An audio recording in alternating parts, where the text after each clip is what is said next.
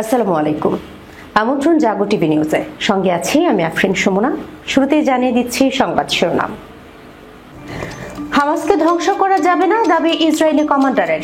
অপরদিকে গাজায় ইসরায়েলের কর্মকাণ্ড অপরাধমূলক বলে ঘোষণা করল নরওয়ে।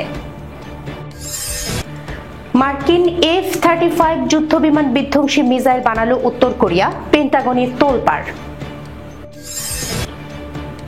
200 আন্তর্জাতিক ব্যাংকের সাথে নতুন চুক্তি করল তালেবান সরকার। কোথায় এগোচ্ছে আফগান অর্থনীতি?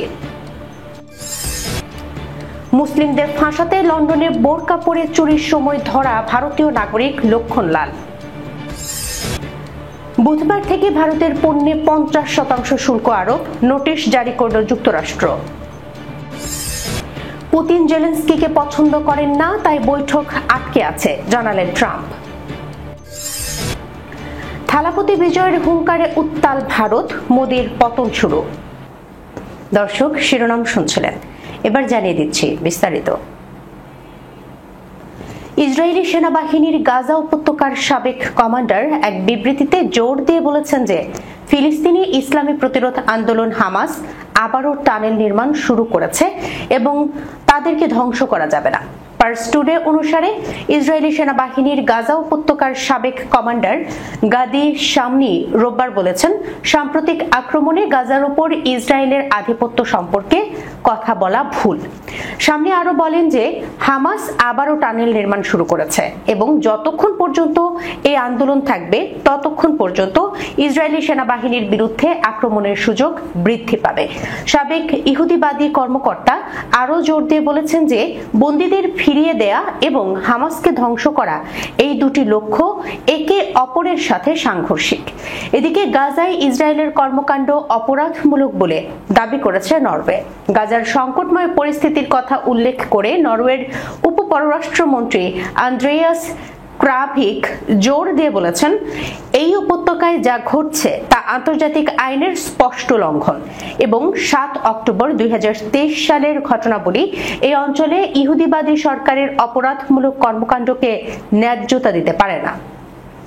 ক্রাভিক বলেন যে ইহুদিবাদী দখলদার সরকার গাজায় ফিলিস্তিনিদের বিরুদ্ধে যুদ্ধ শুরু করেছে যার আন্তর্জাতিক আইনি বৈধতা নেই। তিনি আরো বলেন, এই পরিস্থিতির প্রতিক্রিয়ায় নরওয়ে অভ্যন্তরীণ নিরাপত্তা মন্ত্রী ইতামার বেন গুয়ের এবং ইসরায়েলের সরকারের অর্থমন্ত্রী বেজালেল স্মোট্রিচের ওপর নিষেধাজ্ঞা আরোপ করেছে। অপরদিকে সিএনএন দাবি করেছে হামাসের টানেলগুলি ইসরায়েলি সেনাবাহিনীর অনুমানের চেয়েও জটিল। আমেরিকান নেটওয়ার্ক সিএনএন একজন ইসরায়েলি সামরিক কর্মকর্তার বরাত দিয়ে জানিয়েছে যে হামাসের নির্মিত টানেল নেটওয়ার্ক কেবল একই ধরনের টানেল দিয়ে তৈরি একটি কাঠামো নয়, বরং ইসরায়েলি সেনাবাহিনীর প্রত্যাশার চেয়েও জটিল, কারণ এর বৃহৎ কৌশলগত কেন্দ্র এবং ছোট কৌশলগত টানেল রয়েছে যা দ্রুত চলাচল এবং আকস্মিক আক্রমণের জন্য ব্যবহৃত হয়। আমেরিকান নেটওয়ার্ক একজন ইসরায়েলি সামরিক কর্মকর্তার বরাত দিয়েও জানিয়েছে যে ইসরায়েলি বাহিনী প্রায় 2 বছরের যুদ্ধে গাজা শহরের গভীরে প্রবেশ করতে পারেনি। সিএনএন আমেরিকান সামরিক বিশেষজ্ঞ অ্যালেক্স ব্লিটজাসকেও উদ্ধৃত করে উল্লেখ করেছে যে হামাস কেবল একটি সামরিক বাহিনী নয়, তা উল্লেখ করে যোগ করেছে ইসরায়েলি সেনাবাহিনীর সাথে চলমান সংঘর্ষ সত্ত্বেও এই আন্দোলন যোদ্ধাদেরকে তাদের দলে যোগদানের জন্য আকৃষ্ট করে চলেছে। মার্কিন F-35 যুদ্ধবিমান বিধ্বংসী মিসাইল বানালো উত্তর কোরিয়া। বিগত কয়েক দশক ধরে মার্কিন নিষেধাজ্ঞা এবং ক্রমবর্ধমান হুমকির মুখে রাশিয়া ও চীনের সঙ্গে ঘনিষ্ঠতা বাড়িয়েছে উত্তর কোরিয়া। রাশিয়া ও চীনের ছায়া থেকে তীব্র অর্থনৈতিক মন্দা সত্ত্বেও নতুন মিসাইল ও সমরাস্ত্র তৈরি করে চলেছে দেশটি। আমেরিকা ও দক্ষিণ কোরিয়ার হুমকি মোকাবেলাকে নিজেদের মূল লক্ষ্য হিসেবে নিয়েছে তারা। এবার রাশিয়ার সহায়তায় ড্রোন ও মার্কিন F-35 যুদ্ধবিমান ধ্বংসে সক্ষম নতুন মিসাইল উন্মোচন করল উত্তর কোরিয়া। সম্প্রতি ভূমি থেকে আকাশে নিক্ষেপণযোগ্য নতুন 2টি মিসাইলের সফল পরীক্ষা চালিয়েছে পিয়ংইয়ং। দেশটির রাষ্ট্রীয় সংবাদ সংস্থা জানায়, গত শনিবার নতুন এই মিসাইল দুটির পরীক্ষা চালানো হয়। পরীক্ষায় 2টি ড্রোন ও নিচু দিয়ে উড়ে যাওয়া 2টি ক্রুজ মিসাইল সফলভাবে প্রতিহত করা হয়েছে। বিষয়টি উত্তর কোরিয়ার আকাশ প্রতিরক্ষা ব্যবস্থায় উল্লেখযোগ্য উন্নতির ইঙ্গিত দিচ্ছে। উত্তর কোরিয়া দাবি করেছে নতুন এই মিসাইলে বিশেষ প্রযুক্তি ব্যবহার করা হয়েছে। শত্রুর আক্রমণের বিরুদ্ধে এগুলো খুব দ্রুত প্রতিক্রিয়া দেখাতে সক্ষম এবং নির্ভুলভাবে লক্ষ্যবস্তুতে আঘাত হানতে পারে। মূলত মার্কিন অত্যাধুনিক স্টেলথ F-35 যুদ্ধ বিমান ধ্বংসের লক্ষ্যেই এই মিসাইল তৈরি করা হয়েছে। বিশেষজ্ঞরা বলছেন নতুন এই ক্ষেপণাস্ত্রগুলো উত্তর কোরিয়ার পুরনো KN-06 সিস্টেমের তুলনায় অনেক উন্নত। ধারণা করা হচ্ছে এই উন্নত রাডার নির্ভর বা দ্বৈত মোডের প্রযুক্তি ব্যবহার করা হয়েছে, যার মাধ্যমে একই সঙ্গে একাধিক লক্ষ্যবস্তুতে আঘাত হানতে সক্ষম হবে। এই মিসাইল পরীক্ষার সময়ে পিয়ংইয়ং ও মস্কোর মধ্যে সামরিক সহযোগিতা বাড়ছে। জানা গেছে রাশিয়া উত্তর কোরিয়াকে পেন্টুসের S-1 আকাশ প্রতিরক্ষা ব্যবস্থা সরবরাহ করেছে। এই ব্যবস্থাগুলো ইতিমধ্যেই পিয়ংইয়ং এর আশপাশে এবং উত্তর কোরিয়ার নতুন নৌজাহাজগুলোতে স্থাপন করা হয়েছে। এর আগে ইউক্রেনের প্রতিরক্ষা গোয়েন্দা প্রধান কিরিলো বোদানভ জানিয়েছিলেন রাশিয়া উত্তর কোরিয়ার KN-2 স্বল্পপাল্লার ব্যালিস্টিক মিসাইলের ত্রুটি সংশোধনের প্রযুক্তিগত সহায়তা দিয়েছে। রাশিয়ার প্রযুক্তির মাধ্যমে মিসাইলটির নির্ভুলতা বাড়ানো হয়েছে। এছাড়া রাশিয়া সম্ভবত ইরানের শাহেদ 136 মডেলের মতো দূরপাল্লার ড্রোন উৎপাদনেও উত্তর কোরিয়াকে সহায়তা করবে। 200 আন্তর্জাতিক ব্যাংকের সাথে নতুন চুক্তি করল তালেবান সরকার। তরতরিয়ে এগোচ্ছে আফগান অর্থনীতি। দ্য আফগানিস্তান ব্যাংক জানিয়েছে গত 4 বছরে আফগান মুদ্রা আফগানি বিদেশি মুদ্রার বিপরীতে 21% পর্যন্ত শক্তিশালী হয়েছে। বিশেষ করে মার্কিন ডলারের তুলনায় উল্লেখযোগ্য অগ্রগতি অর্জন করেছে। ব্যাংক কর্তৃপক্ষ এই অগ্রগতির কৃতিত্ব দিচ্ছে দেশের অর্থনীতি স্থিতিশীল করতে এবং জাতীয় মুদ্রাকে শক্তিশালী করতে গৃহীত কার্যকর পদক্ষেপগুলোকে। দ্য আফগানিস্তান ব্যাংকের মুখপাত্র হাসিবুল্লাহ নুরি জানান, মুদ্রার স্থিতিশীলতা বজায় রাখতে ব্যাংকের মুদ্রানীতি অত্যন্ত কার্যকর প্রমাণিত হয়েছে। তিনি বলেন, শুধু গত 1 বছরে আফগানি বিদেশি মুদ্রার বিপরীতে 0.79% ইতিবাচক পরিবর্তন রেকর্ড করেছে, বিশেষত মার্কিন ডলারের বিপরীতে, যা আমাদের স্থিতিশীলতার অঙ্গীকারকে প্রতিফলিত করে। তিনি জোর দিয়ে বলেন, এসব নীতি মুদ্রাবাজারে হঠাৎ অস্থিরতা রোধ করে একটি পূর্বানুমানযোগ্য অর্থনৈতিক পরিবেশ নিশ্চিত করেছে। কেন্দ্রীয় ব্যাংক আফগানিস্তানের ব্যাংকিং খাত সম্প্রসারণ ও আন্তর্জাতিক আর্থিক সম্পর্ক উন্নয়নের ক্ষেত্রেও অগ্রগতি সাধন করছে। নুরির তথ্য অনুযায়ী দ্য আফগানিস্তান ব্যাংক ইতিমধ্যেই 200টি আন্তর্জাতিক ব্যাংকের সাথে সম্পর্ক স্থাপন করেছে, যা আফগান ব্যবসায়ী ও আমদানিকারকদের জন্য বৈশ্বিক লেনদেনকে আরো সহজ করেছে। এই নেটওয়ার্ক দেশের আর্থিক ব্যবস্থাকে বৈশ্বিক অর্থনীতির সঙ্গে একীভূত করার বৃহত্তর কৌশলের অংশ। গত বছরে ব্যাংক বিভিন্ন আর্থিক সহায়তা কর্মসূচিতে উল্লেখযোগ্য প্রবৃদ্ধির কথা জানিয়েছে। প্রায় 26,000 ব্যক্তি ক্ষুদ্র অর্থায়ন কর্মসূচির সুবিধা পেয়েছেন এবং আরো 16,000 জন ব্যাংকিং খাতের সহায়তা পেয়েছেন। সামগ্রিকভাবে ব্যাংকিং খাতে অর্থায়ন আগের বছরের তুলনায় 71% বৃদ্ধি পেয়েছে, যা দেশের আর্থিক সেবার দ্রুত সম্প্রসারণকে তুলে ধরে। মুসলিমদের ফাঁসাতে লন্ডনে বোরকা পরে চুরির সময় ধরা ভারতীয় নাগরিক লক্ষণলাল। লন্ডনে মুসলিম নারীর ছদ্মবেশ ধরে দোকান থেকে চুরি করার অভিযোগে এক ভারতীয় নাগরিককে গ্রেপ্তার করেছে স্থানীয় পুলিশ। গ্রেপ্তার ব্যক্তির নাম লক্ষণলাল। তিনি বোরকা ও নিকাব পরে ছদ্মবেশে দোকানে প্রবেশ করেছিলেন বলে জানা গেছে। রিপোর্ট অনুযায়ী লক্ষণলাল মূলত দোকানদার ও পথচারীদের সন্দেহ এড়াতে নারীর পোশাক পরেছিলেন। সম্পূর্ণ কালো বোরকা ও নিকাব পরা অবস্থায় তিনি দোকানে প্রবেশ করেন। তবে তার চলাফেরার ভঙ্গি ও আচরণ স্থানীয়দের কাছে অস্বাভাবিক মনে হলে তারা সন্দেহ প্রকাশ করেন। এরপর দোকানের ভেতর ও বাইরে উপস্থিত কয়েকজন মানুষ তাকে ঘিরে ধরেন। সামাজিক যোগাযোগ মাধ্যমে ছড়িয়ে পড়া একটি ভিডিওতে দেখা যায় বোরকা ও নিকাবে ঢাকা অবস্থায় এক ব্যক্তিকে ঘিরে রেখেছে কয়েকজন মানুষ।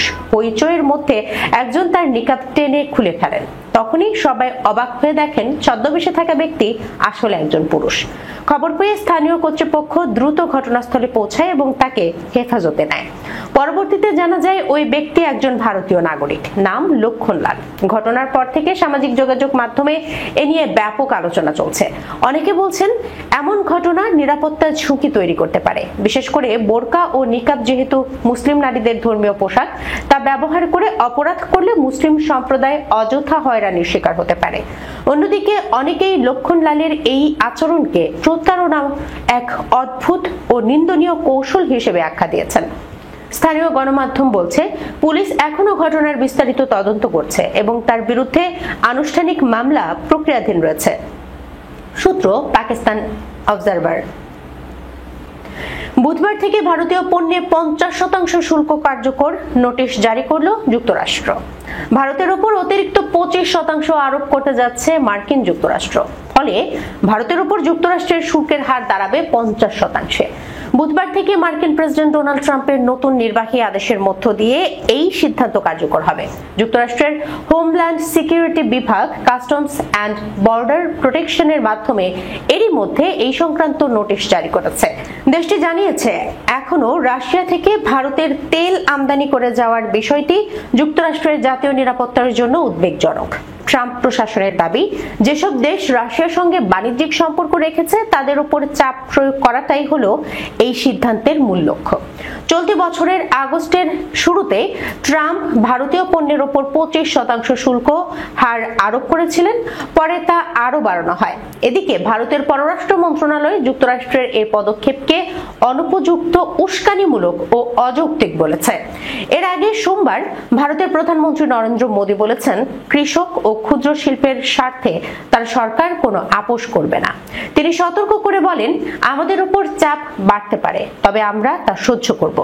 তিনি আরো বলেন, আমার সরকার কখনোই ক্ষুদ্র উদ্যোক্তা, কৃষক ও পশুপালকদের ক্ষতি হতে দেবে না। যত চাপই আসুক, আমরা নিজেদের শক্তি আরো বাড়াবো। সূত্র বিবিসি। পুতিন জেলেনস্কিকে পছন্দ করেন না, তাই বৈঠক আটকে আছে, এমন তথ্য জানিয়েছেন ট্রাম্প। রাশিয়ার প্রেসিডেন্ট ভ্লাদিমির পুতিন ও ইউক্রেনের প্রেসিডেন্ট ভলোদিমির জেলেনস্কির বৈঠক যুদ্ধ বন্ধের প্রচেষ্টায় অগ্রগতি আনবে বলে আশা করা হচ্ছিল। মার্কিন প্রেসিডেন্ট ডোনাল্ড ট্রাম্প নিজেই এই বৈঠক আয়োজনের কথা বলেছিলেন। এবার তার কথাতে এলো ভিন্ন সুর। পুতিন জেলেনস্কি শেষ পর্যন্ত মুখোমুখি বসবেন কিনা তা নিয়ে সংশয় প্রকাশ করেছেন ট্রাম্প। ওভাল অফিসে সংবাদ সম্মেলনে সাংবাদিকদের এক প্রশ্নে তিনি জানান, পুতিন জেলেনস্কিকে পছন্দ করেন না, কারণে দুই নেতার মধ্যে বৈঠক আটকে রয়েছে। খবর ইয়াহু নিউজের। ট্রাম্প বলেন, পুতিন তাকে পছন্দ করেন না। এমনও কিছু অপছন্দের মানুষ আছে যাদের সঙ্গে দেখা করতে চায় না। মার্কিন প্রেসিডেন্ট বলেন, আমি জানি না তারা দেখা করবেন কিনা, হয়তো করবেন, হয়তোবা করবেন না। তারপরও আশাবাদ ব্যক্ত করে ট্রাম্প বলেন, আমরা যুদ্ধ শেষ করতে পারবো। পুতিনের সঙ্গে পারমাণবিক অস্ত্র নিয়ন্ত্রণ সম্পর্কিত আলোচনা হয়েছে বলেও সংবাদ সম্মেলনে ট্রাম্প জানান। ট্রাম্প বলেন, তার সঙ্গে আমার প্রত্যেকবারই ভালোভাবে আলোচনা হয়, কিন্তু দুর্ভাগ্যের বিষয়ে তারপরেই কিয়েভ বা অন্য কোথাও বোমা পড়ে, ফলে আমি খুব রেগে যাই। থালাপতি বিজয়ের হুঙ্কারে উত্তাল ভারত, মোদির পতন শুরু। জঙ্গলে যত শিয়াল থাকুক না কেন, রাজা সবসময়ই সিংহই। এভাবেই বক্তব্য দিয়ে মাঠ কাঁপালেন ভারতের জনপ্রিয় অভিনেতা থালাপতি বিজয়। তামিলনাড়ুতে নিজস্ব রাজনৈতিক দল গঠন করে তিনি শুরু করেছেন নতুন এক অধ্যায়।